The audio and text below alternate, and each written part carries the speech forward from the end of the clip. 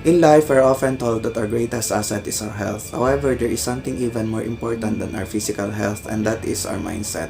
Our mindset is what allows us to see the positive in every situation, to find the silver lining in every cloud, and to believe in ourselves even when everyone else has given up on us. It is our mindset that allows us to be successful in life no matter what obstacles we face.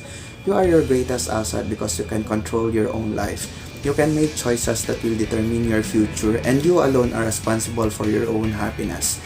No one can take away your power to choose how you will live your life, and no one can control your destiny but you.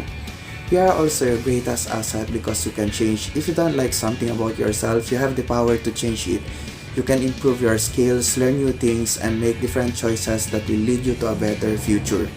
Finally, you are your greatest asset because you're the only one who knows what's best for you. No one else knows what makes you happy or what will make you successful. Only you know what goals to set and how you can achieve them. It is your responsibility to take care of yourself and to take action. You are in charge of your life and you can live it any way you choose. Point number 1. You're the only one who can control you. You're the only one who can decide what you do with your life. You're the only one who can make choices that will determine your future. Only you can control your destiny. You have the power to choose what you do with your life. You can choose to be happy or unhappy. You can choose to be successful or unsuccessful. Only you have the power to make these choices. You are responsible for your own happiness. No one else can make you happy. You have the power to decide what makes you happy and then go after it. Only you can make yourself happy. You are also responsible for your own success. No one else can make you successful. You have to decide what success looks like for you and then go after it with everything you've got. Only you can make yourself successful. Point number 2. You're the only one who can change you. You are in charge of your own happiness and no one else can control that. You need to be proactive in your life and make decisions that will better yourself. Change is a scary thing, but it's for the better, then it's worth it. Surround yourself with people who support your decision to change and who will help you through the process. Change is never easy, but it's always worth in the end. Point number 3. You're the only one who can motivate you.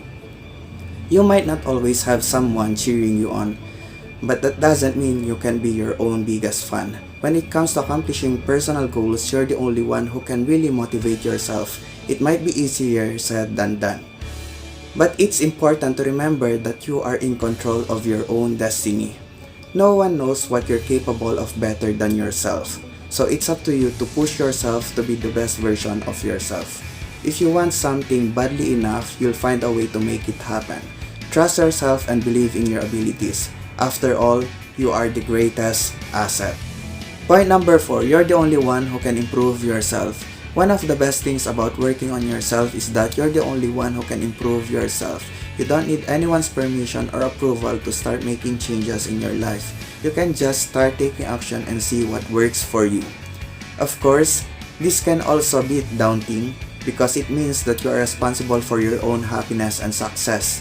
But it's also empowering because it means that you have the power to make your life exactly what you want it to be.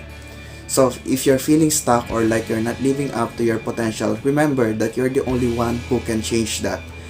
Take some time to figure out what steps you need to take to get there and take action.